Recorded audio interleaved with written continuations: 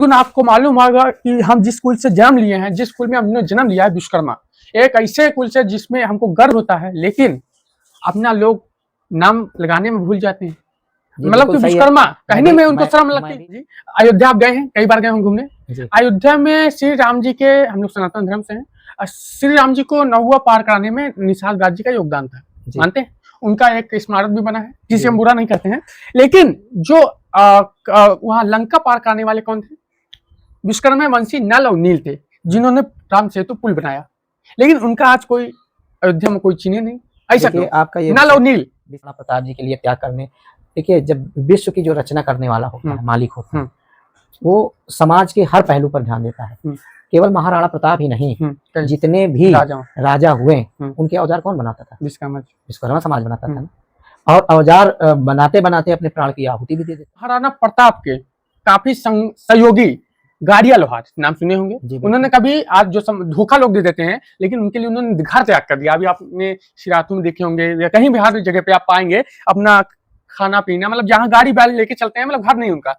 तो उनके जो महाराणा प्रताप के वंशज हैं, बड़ी बड़ी हवेली में रहते हैं, जो गाड़िया लोहार हैं, जिन्होंने अपना त्याग किया, आज उनके पास कुछ नहीं है और उनकी आवाज कोई उठाता है। ओबीसी के आरक्षण का लाभ कुछ विशेष जातियां ही ले पा रही हैं।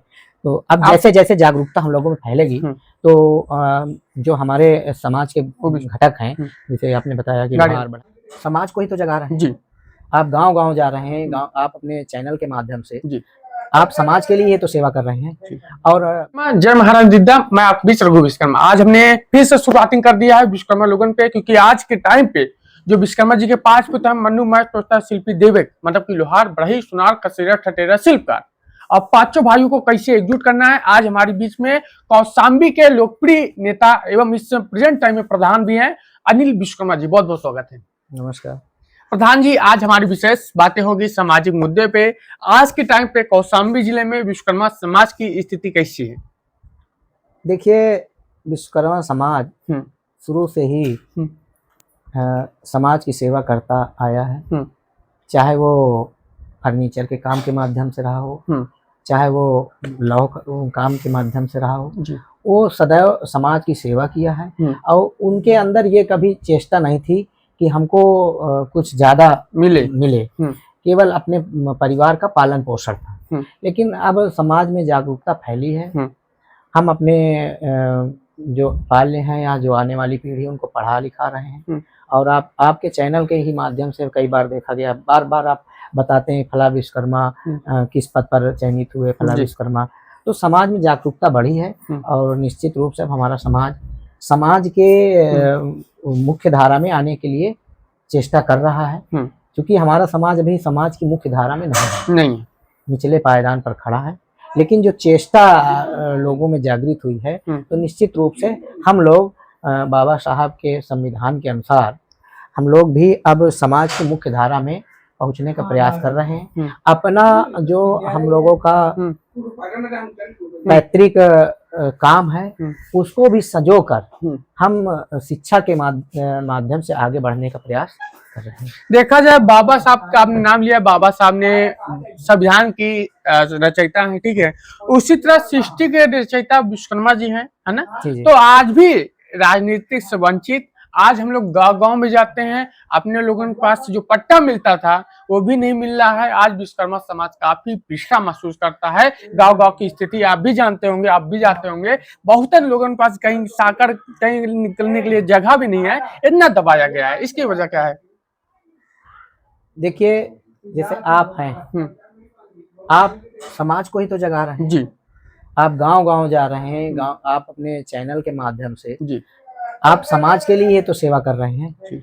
और विभिन्न दायित्वों पर हमारे जो विश्वकर्मा समाज के लोग हैं, जैसे अभी मैं भारतीय जनता पार्टी से भी जुड़ा हूँ, तो अभी भारतीय जनता पार्टी में देखिए हमारे हंसराज विश्वकर्मा जी को जी कर दिया गया है, मंत्री बना दिया गया है। इस तरह आपके चैनल के माध्यम से और विभिन्न सोशल मीडिया के माध्यम से हमको पता चलता है कि अब हम लोग धीरे धीरे उन्नति पर कर रहे हैं। बिल्कुल।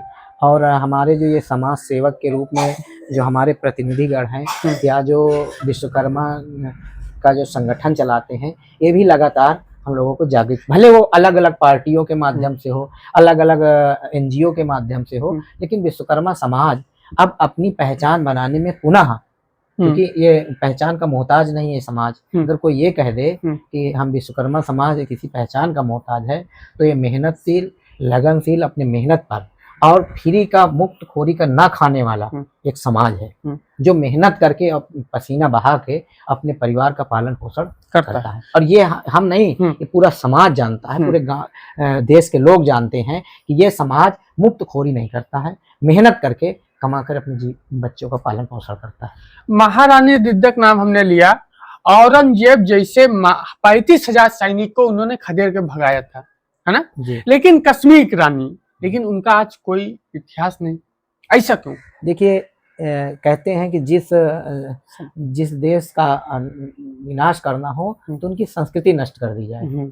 उसी प्रकार जिस समाज जो समाज विलुप्त होता जा रहा है, वो कहीं ना कहीं अपनी पुरानी धरोहरों को और अपनी पुरानी संस्कृतियों को भूल रहा होगा, तब वो नष्ट हो रहा है। लेकिन जो कालखंड बीत गया, उसके बाद में अब जहाँ पर हम लोग हैं, अब हमको ये महसूस हो रहा है कि अब हमारा समाज अपनी पुरानी इतिहास को जानने का प्रयास कर रहा है। आप सबके माध्यम से, हम सबके माध्यम से, जितने भी हमारे पूरे देश में विश्वकर्मा समाज के संगठन है या किसी पार्टी से वो विश्वकर्मा समाज का प्रतिनिधित्व करते हैं, उनके माध्यम से जो विश्वकर्मा समाज का इतिहास है वो समाज के सामने आ रहा है और इनकी जानकारी हम लोगों को हो रही है। बिल्कुल, देखा जाए महाराणा प्रताप के काफी सहयोगी गाड़िया लोहार नाम सुने होंगे। उन्होंने कभी, आज जो धोखा लोग दे देते हैं, लेकिन उनके लिए उन्होंने घर त्याग कर दिया। अभी आपने शिरातू में देखे होंगे या कहीं भी हर जगह पे आप पाएंगे अपना खाना पीना, मतलब जहाँ गाड़ी बैल लेके चलते हैं, मतलब घर नहीं उनका। तो उनके जो महाराणा प्रताप के वंशज हैं, बड़ी बड़ी हवेली में रहते हैं, जो गाड़िया लोहार हैं, जिन्होंने अपना त्याग किया, आज उनके पास कुछ नहीं है और उनकी आवाज कोई उठाता भी नहीं। चित्तौड़ के महाराजा जो महाराणा प्रताप थे, उनके सहयोगी गाड़िया लोहार के बारे में आज कोई नहीं सोचता, कोई सरकार नहीं सोचती है, तो उनके लिए क्या किया जाए? गाड़िया लोहार, देखिए, निश्चित रूप से चूंकि सरकार किसी एक विशेष जाति के माध्यम से नहीं, बल्कि एक वर्ग के माध्यम से जो आरक्षण की व्यवस्था है, उसके अंतर्गत समाज के जो निचले पायदान पर व्यक्ति हैं, उनको समाज की मुख्य धारा में लाने का काम सरकार के माध्यम से हो रहा है। और हम लोग जैसे हम ओबीसी जाति में आते हैं, तो जो आरक्षण का लाभ है हमको प्राप्त होता है। तो निश्चित रूप से कुछ जातियां ऐसी हैं कि जैसे ओबीसी के आरक्षण का लाभ कुछ विशेष जातियां ही ले पा रही हैं। तो अब जैसे जैसे जागरूकता हम लोगों में फैलेगी, तो जो हमारे समाज के घटक हैं, जैसे आपने बताया कि लोहार, बढ़ई, ठठेरा, तो सब लोग, अब मैं तो कह रहा हूँ, ये समाज को ये संदेश भी देना चाहता हूँ कि अपना जीवन यापन करने के साथ साथ अपने जो आने वाली पीढ़ी है उनको अच्छी तरीके आप शिक्षित करिए। और हर क्षेत्र में कोई राजनीतिक क्षेत्र में जा रहा है, तो कोई सरकारी पदों पर आसीन होकर समाज की सेवा करने का दायित्व निभा रहा है, तो हमको हर क्षेत्र में, और हमारे कला कौशल, और आपने कहा कि महाराणा प्रताप जी के लिए त्याग करने, देखिए, जब विश्व की जो रचना करने वाला होता है, मालिक होता है, वो समाज के हर पहलू पर ध्यान देता है। केवल महाराणा प्रताप ही नहीं, जितने भी राजा हुए, उनके औजार कौन बनाता था? विश्वकर्मा समाज बनाता था ना। और औजार बनाते बनाते अपने प्राण की आहुति भी दे देता था। तो निश्चित रूप से हमारा जो समाज है वो ईमानदार रहा है, और जज्बात के लिए, आपने जो कहा ना, जज्बात के लिए उन्होंने अपने घर भी छोड़ा। घर छोड़ के आज देखिए सड़क पर उनकी स्थिति क्या है। उनकी स्थिति, निश्चित रूप से सरकार को इस पर ध्यान देना चाहिए।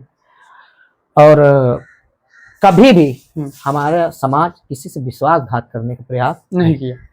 मैं व्यक्तिगत नहीं कह सकता हूँ, व्यक्तिगत हम आप बुरे हो सकते हैं, हम आपके साथ विश्वासघात कर सकते हैं, लेकिन सामाजिक दृष्टिकोण से कभी विश्वकर्मा समाज किसी के साथ विश्वासघात नहीं किया।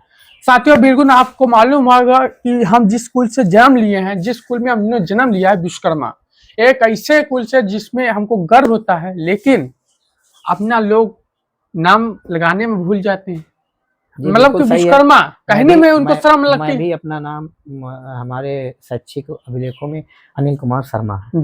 देखिए, बात सही है कि हमको विश्वकर्मा के नाम से क्योंकि नाम में रहता है तो पहचान स्पष्ट रहती है। जी। लेकिन हम ये कहते हैं, हमने आपको पहले भी कहा, विश्वकर्मा अपने काम और अपनी मेहनत और अपने कुशलता के कारण जाना जाता है। बिल्कुल।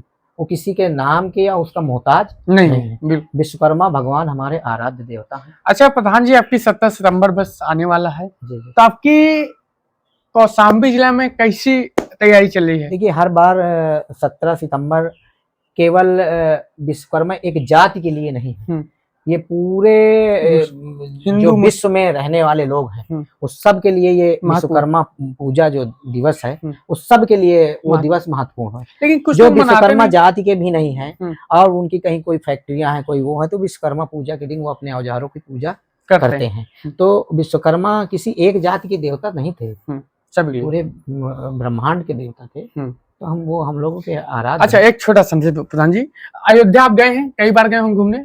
अयोध्या में श्री राम जी के, हम लोग सनातन धर्म से हैं, श्री राम जी को नौवा पार कराने में निषाद राज जी का योगदान था, मानते हैं? उनका एक स्मारक भी बना है, जिसे हम बुरा नहीं करते हैं। लेकिन जो वहां लंका पार कराने वाले कौन थे? विश्वकर्मा वंशी नल और नील थे, जिन्होंने राम सेतु पुल बनाया। लेकिन उनका आज कोई अयोध्या में कोई चिन्ह नहीं। ऐसा क्यों? आपका ये नल और नील विषय ठीक है जी, क्योंकि समाज के और हमारा जो पौराणिक इतिहास रहा है उन इतिहास में सबको स्थान देना, क्योंकि वो आगे आने वाली पीढ़ी को याद रहे जी, तो निश्चित रूप से उनका भी एक अच्छा स्मारक बनना चाहिए। और समाज अगर इस तरह आवाज उठाएगा तो सरकार तक उस आवाज को सुना जाएगा और निश्चित रूप से कहीं ना कहीं। बिल्कुल। तो साथियों, आज हम प्रधान जी के साथ थे, बहुत अच्छा लगा बातचीत करते हुए। हमारा उद्देश्य यह है कि हम जिस भी आप किसी उसमें है आप आगे बढ़िए, साथ साथ समाज को भी आगे बढ़ाइए, क्योंकि आजकल जो समाज के लोग हैं, कुछ लोग हैं वो टांग खींचते हैं, लेकिन हम कहते हैं हाथ खींचिए। टांग खींचने से अच्छा हाथ खींचेंगे तो आगे बढ़ेगा। और हमारे विश्वकर्मा कुल के में जो भी जन्म लिया है तो गर्व होना चाहिए, नाम कभी नहीं छुपाना चाहिए। तो आपके बीच रघु विश्वकर्मा। जय हिंद, जय भारत।